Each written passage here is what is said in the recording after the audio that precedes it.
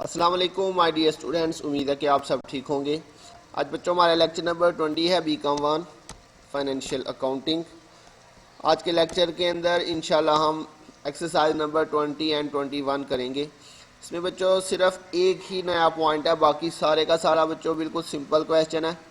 तो क्वेश्चन को रीड करते हैं बच्चों। कह रहा है जी, the following are the balances taken from the books of Afzal and company on 31 March 2020।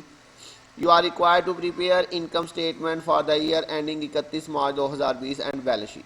तो बच्चों इनकम स्टेटमेंट और प्रॉफिट एंड लॉस अकाउंट एक ही बात है, तो इसमें आपने जो है वो प्रॉफिट एंड लॉस अकाउंट ही बनाना है। इनकम स्टेटमेंट पूछे आपने फिर भी प्रॉफिट एंड लॉस अकाउंट ही बनाना है, ठीक है। इससे आपने कंफ्यूज नहीं होना।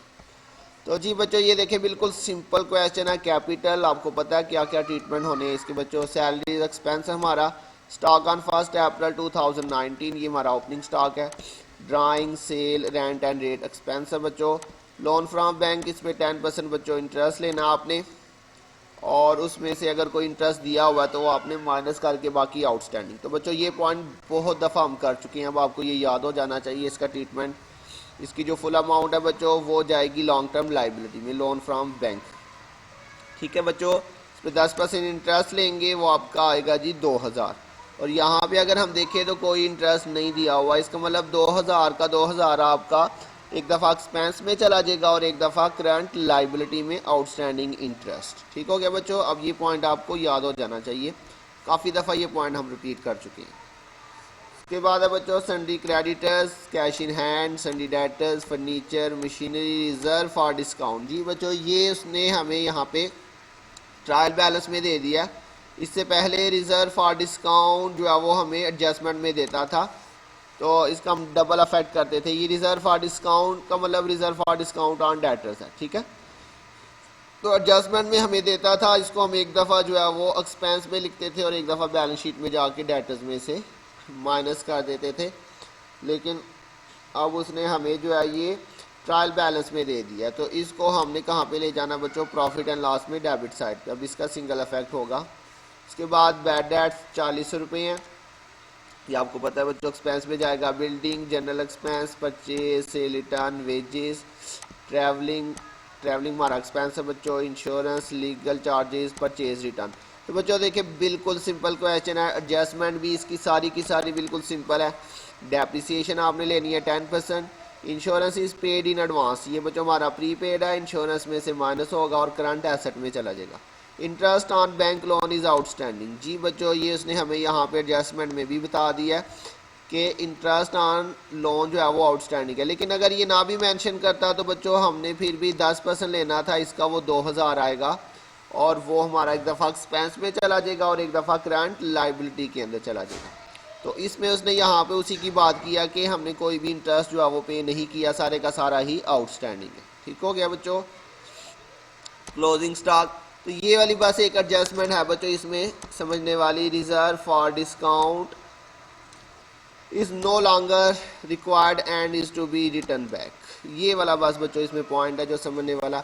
ये जो उसने यहाँ पे बात की है रिजर्व फॉर डिस्काउंट की, कह रहा कि अब हमें इसकी कोई ज़रूरत नहीं है, हमने इसको रिटर्न बैक कर देना।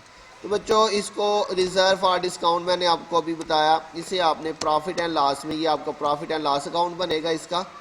तो यहाँ पे हमने ये यहाँ पे तो आपके पास आ जाएगा जी इसका ट्रेडिंग अकाउंट, ये आपका ग्रॉस प्रॉफिट इधर आ जाएगा, ग्रॉस प्रॉफिट BD। जी बच्चों इधर ग्रॉस प्रॉफिट CD। जी बच्चों यहाँ पे एक्सपेंस साइड पे मैंने आपको बताया रिजर्व फॉर डिस्काउंट, ये मैंने आपको बताया यहाँ पे लाना जी रिजर्व फॉर डिस्काउंट 2000। ठीक हो गया। अगर इसकी कोई एडजस्टमेंट ना होती तो ये बस बिल्कुल सिंपल आपने यहाँ पे लिख देना था रिजर्व फॉर डिस्काउंट। लेकिन बच्चों अब उसने यहाँ पे कहा हुआ है कि reserve for discount is no longer required and is to be return back. क्या हमें रिजर्व फॉर डिस्काउंट की अब ज़रूरत नहीं है, इसे रिटर्न बैक कर दें, मतलब इसे हमने ख़त्म करना है। तो बच्चों अब इसके लिए मैं बता रहा हूँ अगर एडजस्टमेंट ना होती तो ये बस इसका सिंगल इफेक्ट यहाँ पे हो जाता। लेकिन अब चूंकि उसने कहा हुआ है कि हमें इसकी अब ज़रूरत नहीं, तो हम क्या करेंगे, इसमें से क्या करेंगे, लेस कर देंगे जो उसने कहा हुआ कि हमें इसकी ज़रूरत नहीं है, ऐसे रिटर्न बैक कर दें।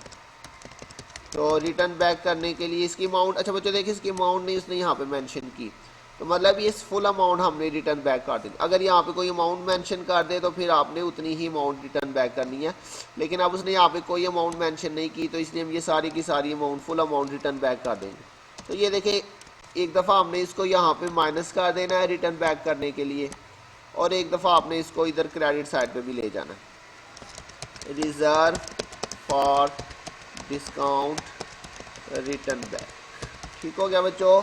तो ये आपके पास जो है वो क्रेडिट साइड पे भी आ जाएगा 2000। तो डबल इफेक्ट करना ना बच्चों हमने इसका एडजस्टमेंट का, तो एक दफ़ा आपने इसको इसमें से रिजर्व फॉर डिस्काउंट में से माइनस कर देना है, और एक दफ़ा आपने इसको क्रेडिट साइड पे ले आना। ठीक हो गया बच्चों। अच्छा बच्चों अब देखें यहाँ पे 2000 में से 2000 माइनस करेंगे तो आंसर क्या आएगा, 0। ठीक है। तो अगर किसी चीज़ को आप माइनस करते हैं उसका आंसर आता है 0, तो उसे लिखने की ज़रूरत ही नहीं है। तो अगर आप इसको यहाँ से बिल्कुल ख़त्म भी कर दें तो फिर भी ओके है। ठीक है, आप इसको ना लिखें, बिल्कुल ऐसे ख़त्म कर दें। लेकिन बच्चों डबल इफेक्ट हो रहा है इसका, ये मैंने इसलिए यहाँ पे शो करवाया कि अगर डायरेक्टली बच्चों को यहाँ पे बताया जाए कि आप इसको क्रेडिट साइड पे ले आएँ, reserve for discount return back को क्रेडिट साइड पे ले आएँ, तो फिर बच्चे पूछते हैं कि इसका दूसरा इफेक्ट कहाँ पे हुआ। ठीक है, तो बच्चों देखिए एक इफेक्ट इसका ये हो रहा है क्रेडिट साइड पे, और एक इफेक्ट हमने इसका यहाँ पे किया, इसको हमने 2000 में से 2000 माइनस किया तो आंसर हमारा 0 आया। तो चूंकि आंसर 0 आ रहा है इसलिए हम ये रिजर्व फॉर डिस्काउंट और इसमें से जो हमने लेस किया हमें उसे शो करने की ज़रूरत ही नहीं है। जिसका आंसर 0 हो जाए उसे लिखने की ज़रूरत नहीं हो रही, लेकिन जो है वो इसका डबल इफेक्ट हो रहा है जो कि इनविजिबल है। ठीक है, जो नज़र नहीं आ रहा, हम यहाँ पे लिख नहीं रहे उसको, लेकिन डबल इफेक्ट हो रहा है बच्चों, समझ लग गई। तो बस ये एक पॉइंट है इसका कि reserve for discount return back आपने यहाँ पे क्रेडिट साइड पे लिख देना, और यहाँ से माइनस किया, आंसर चूँकि 0 आया इसलिए हमने इसको ये सारे पॉइंट को यहाँ से ख़त्म कर देना। ठीक है, जस्ट यहाँ पे बस एक साइड पे ये लिख लेंगे। बाकी बच्चों ये आपका बिल्कुल सिंपल क्वेश्चन है, इसमें और कोई पॉइंट समझाने वाला नहीं है, ये आपने खुद करना बच्चों। ठीक है, तो ये आपको मैं बता देता हूँ इसका ट्रीटमेंट, वैसे ही हम काफ़ी दफ़ा कर चुके हैं। इस पर आपने 10% क्या लेना है बच्चों, इंटरेस्ट लेना है 20,000 के ऊपर। तो interest on loan, total interest जब हम निकालेंगे तो आएगा जी 20,000 के ऊपर बच्चों। 20,000 हमारा लोन है जी, और इस पर कितने परसेंट लेना है, मल्टीप्लाई बाय 10%, कितना बच्चों आ जाएगा 2,000।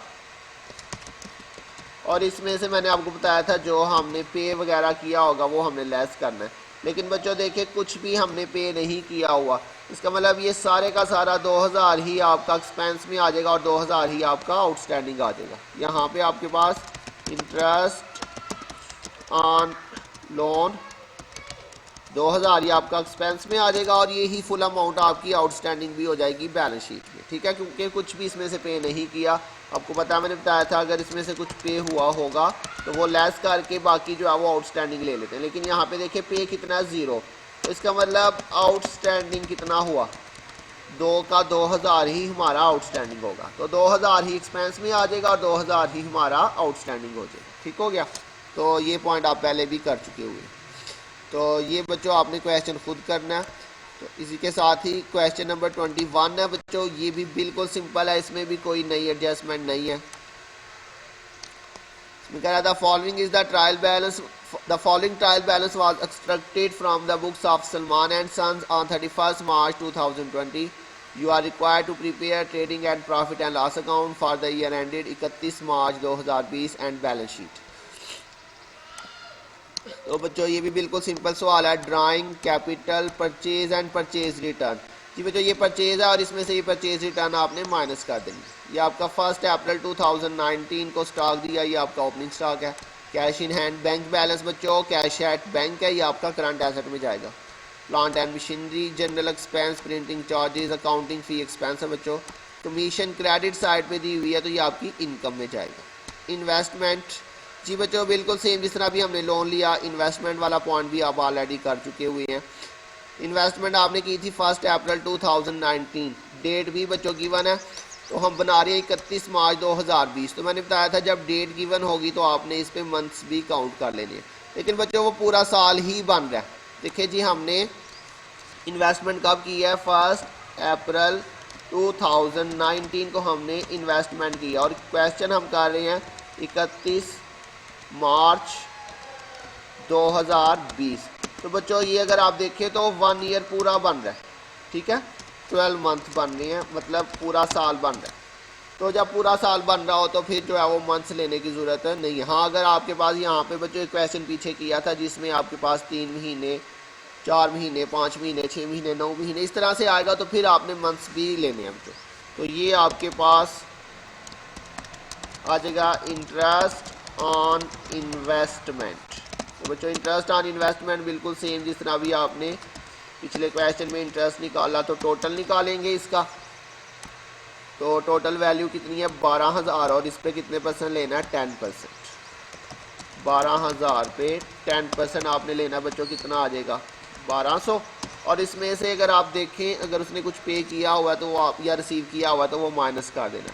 जी बच्चों देखिए, इसके नीचे उसने दिया हुआ है इंटरेस्ट रिसीव्ड ऑन इन्वेस्टमेंट, 600 रुपये आपने रिसीव कर लिया हुआ है। तो क्या करेंगे, लेस रिसीव्ड, कितना बच्चों रिसीव कर चुके हैं हम, 600 रुपया जो है वो हम रिसीव कर चुके हुए हैं।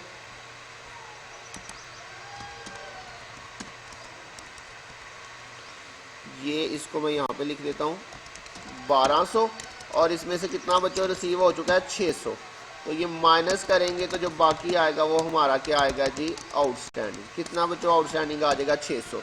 तो बच्चों ये पॉइंट हम पहले भी काफ़ी दफ़ा कर चुके हैं, तो सेम पॉइंट्स है बच्चों, बार बार वही पॉइंट रिपीट हो रहे हैं। तो याद होगा आपको बच्चों, मैंने बताया था ये 600 और 600 प्लस करके टोटल 1200 आपने इनकम में लिखना है, और ये जो 600 आउटस्टैंडिंग है ये आपका बैलेंस शीट में चला गया, ठीक है। तो ये कौन सी साइड पे आएगा बच्चों, इनकम साइड पे, क्योंकि इन्वेस्टमेंट पे जो इंटरेस्ट रिसीव होता है वो हमारी इनकम होती है, ये तो आपको बच्चों पता होगा। तो ग्रॉस प्रॉफिट बीडी इस साइड पे बच्चों आएगा इंटरेस्ट रिसीव्ड, कितना बच्चों इंटरेस्ट रिसीव आपने किया हुआ है, ये देखिए लिखा हुआ है इंटरेस्ट रिसीव्ड ऑन इन्वेस्टमेंट 600 ये आपका 600 ये वाला आ गया, और प्लस बच्चों इसमें आपने क्या करना है, ऐड आउटस्टैंडिंग। आउटस्टैंडिंग बच्चों कितना आया, 600, दोनों को प्लस करेंगे तो टोटल कितना आ जाएगा, 1200, यही वाला, ठीक है। यहाँ पे आपने कैसे लिखना है, ये लिखना आपने 600 प्लस 600 और टोटल 1200 आपने लिखना है। और बैलेंस शीट में जाएंगे तो सिर्फ आपने वहाँ पे आउटस्टैंडिंग कितना लिख देना बच्चों, 600। और बैलेंस शीट में आपको पता है अपोजिट साइड पे जाएगा, ये 600 बैलेंस शीट में यहाँ पे आएगा तो कहाँ पे लिखेंगे, करंट एसेट वाली साइड, इस साइड पे आएगा बच्चों करंट एसेट्स, और इसके अंदर यहाँ पे बच्चों आपके पास जो है वो आ जाएगा आउटस्टैंडिंग इंटरेस्ट, सिर्फ जो आउटस्टैंडिंग है 600 बस, ठीक है बच्चों, ये पॉइंट पहले वाला ही है। इसके बाद सन्डी डेटर्स एंड क्रेडिटर्स, ये आपका डेटर है और ये आपका क्रेडिटर है। Wages, direct expense, salaries, income tax बच्चों ये बैलेंस शीट में जाके कैपिटल में से माइनस होगा, ठीक है। एक होता है टैक्सेस और एक होता है इनकम टैक्स। जी बच्चों इन दोनों पॉइंट्स को मिक्स नहीं आपने करना। टैक्सेस होगा तो वो आपका एक्सपेंस में लिखा जाएगा, टैक्सेस होगा तो यहाँ पे लिखेंगे, जैसे पिछले सवालों में हमने पढ़ा था रेंट, रेट्स एंड टैक्सेस, याद है बच्चों, ये टैक्सेस का पढ़ा था। तो यहाँ पे अगर सिंपली टैक्सेस आ जाए तो वो यहाँ पे आएगा, ठीक है। लेकिन यहाँ पे क्या लिखा हुआ है, इनकम टैक्स। इनकम टैक्स को बच्चों बैलेंस शीट में आपने यहाँ पे ऑनर्स इक्विटी का अगर आप फॉर्मेट देखें तो यहाँ पे मैंने लिखवाया था आपको कैपिटल, ऐड इसमें हमने करना होता है नेट प्रॉफिट, और इसके अलावा बच्चों इंटरेस्ट ऑन कैपिटल, याद है आपको बच्चों, कंप्लीट फॉर्मेट मैंने आपको करवाया था, ऐड इसमें हमने करना होता है इंटरेस्ट ऑन कैपिटल। इसका टोटल करके इसमें से हमने लेस करना होता है drawings, less interest on drawing, और इसके साथ बच्चों यहाँ पे मैंने आपको माइनस करवाया था इनकम टैक्स, ठीक है। ये पॉइंट था जो मैंने आपको भी समझाना था, ठीक है। तो इनकम टैक्स होगा तो क्या करेंगे, यहाँ पे कैपिटल में ये चीज़ें पहले प्लस हो जाएंगी जो भी हैं, और उसके बाद ड्राइंग, इंटरेस्ट ऑन ड्राइंग और इनकम टैक्स माइनस होगा। तो ये बच्चों आपका माइनस हो जाएगा। डिस्काउंट अलाउड ये आपके पास हो, ये डिस्काउंट रिसीव्ड है। सेल रिटर्न एंड सेल, ये बच्चों सेल होगी और ये आपकी सेल रिटर्न। बिल रिसीवेबल आपका करंट एसेट है, फर्नीचर फिक्स्ड एसेट है, रेंट रेट एंड इंश्योरेंस ये आपका एक्सपेंस है बच्चों। एडजस्टमेंट में कहा हुआ है जी interest on capital 5% and 3% on drawing. जी बच्चों ये आपको पता है, पहले इसका ट्रीटमेंट हमने किया था। Interest on capital debit side पे जाएगा एक्सपेंस में और कैपिटल में जाके प्लस हो जाएगा। Interest on drawing income side पे जाएगा प्रॉफिट एंड लॉस में और बैलेंस शीट में जाके आपने उसे यहाँ पे जी बच्चों ये देखें इंटरेस्ट ऑन ड्राइंग को यहाँ पे माइनस कर देना। याद है आपको बच्चों, यहाँ पे मैंने आपको डेबिट साइड पे लिखवाया था इंटरेस्ट ऑन कैपिटल इधर आएगा डेबिट साइड पे और इंटरेस्ट ऑन ड्राइंग्स यहाँ पे आएगा क्रेडिट साइड पे। और बैलेंस शीट में जाएंगे तो आपने इसको इंटरेस्ट ऑन कैपिटल ये प्लस हो जाएगा इसमें, और जो इंटरेस्ट ऑन ड्राइंग है बच्चों वो आपका यहाँ पे माइनस हो जाएगा। तो बच्चों ये इस सवाल के अंदर ये सारी चीज़ें आ रही हैं, इसी तरतीब से ये लिखी जाएंगी। क्लोजिंग स्टॉक है प्रोवाइड वेजेस, तो बच्चों इसके साथ कुछ लिखा नहीं है उसने, आउटस्टैंडिंग अक्रूड कुछ नहीं लिखा हुआ। तो बच्चों एडजस्टमेंट में कोई भी एक्सपेंस आ जाए तो वो आउटस्टैंडिंग ही होता है, इसके साथ मेंशन नहीं है। लेकिन याद रखिएगा ये मैं आपको बता रहा हूँ कि अगर एडजस्टमेंट में कोई भी एक्सपेंस आ जाए और उसके साथ कुछ लिखा नहीं है तो बच्चों वो आपका आउटस्टैंडिंग ही होगा। ठीक है, ये इनविजिबल है लेकिन आपने इसको याद रखना है। कोई भी एक्सपेंस यहाँ पे एडजस्टमेंट में आ जाए उसके साथ कुछ मेंशन ना हो तो वो हमारा आउटस्टैंडिंग होगा। अक्रूड रेंट बच्चों ये भी आउटस्टैंडिंग है, रेंट में ऐड हो जाएगा। ये रेंट दिया हुआ बच्चों, इसके अंदर ऐड कर देंगे और एक दफ़ा करंट लाइबिलिटी में चला जाएगा। डेप्रिसिएशन 5% लेनी है प्लांट मशीनरी पे और 10% फर्नीचर के ऊपर। Insurance 600 relate to next year, जी बच्चों related to next year, next month, next period, ये आपको मैंने बताया था प्रीपेड का ही नाम है। तो इसे आपने क्या करना है इंश्योरेंस में से माइनस कर देना। तो बच्चों पिछले क्वेश्चन के अंदर भी दो चीज़ें इकट्ठी उसने दे दी थी जिसकी दो एडजस्टमेंट थी, तो यहाँ पर भी बच्चों सेम वही पॉइंट फिर से आ गया कि देखिए जी रेंट और इंश्योरेंस जो है वो इकट्ठा उसने प्लस करके दिया हुआ है। तो इसी में से आपने ये अक्रूड रेंट जो है वो प्लस कर देना है और ये जो प्रीपेड इंश्योरेंस है ये आपने माइनस कर देना है। ये जो लिखा हुआ है रिलेटिंग टू नेक्स्ट ईयर बच्चों ये हमारा प्रीपेड ही होता है, मैंने आपको बताया था। Relating to next year, next month, next period होगा तो वो हमारा बच्चों क्या होता है प्रीपेड होता है। ठीक है, तो इसे आपने क्या करना है एक दफ़ा इसमें से माइनस कर देना इंश्योरेंस इसी में से, इसमें दो एडजस्टमेंट होंगी आप। तो बच्चों ये बिल्कुल सिंपल क्वेश्चन थे दोनों, कोई इसमें जो है वो मुश्किल एडजस्टमेंट नहीं है, कोई मुश्किल पॉइंट नहीं है। तो आपने बच्चों ये दोनों क्वेश्चन जो है वो आज करके और जो है मुझे सेंड करने हैं बच्चों। अपनी अटेंडेंस याद से मार्क कीजिएगा, अपना होमवर्क बच्चों अपना मेंटेन रखिएगा। तो जो ही इंशाल्लाह कॉलेज ओपन होंगे, उम्मीद है कि 19 से जो है वो कॉलेज ओपन हो जाएंगे। तो आपने बच्चों 19 को जब आपने आना है इंशाल्लाह तो आपने अपना होमवर्क कंप्लीट जो है वो अपना साथ लेके आना है। ठीक है, तो जितना भी आपका होमवर्क पेंडिंग है बच्चों उसको जल्द से जल्द कंप्लीट कर लें। और टाइम आपके पास बच्चों आपको पता है बहुत शॉर्ट है, पेपर आपके बहुत नज़दीक है और अभी हमने रिवीजन भी करनी है, इसलिए अपनी स्पीड जो है वो थोड़ी सी ज़्यादा कर लें। ना ध्यान रखिएगा, इंशाल्लाह बहुत जल्द मिलेंगे नेक्स्ट लेक्चर के साथ। अब तक के लिए अल्लाह हाफिज़।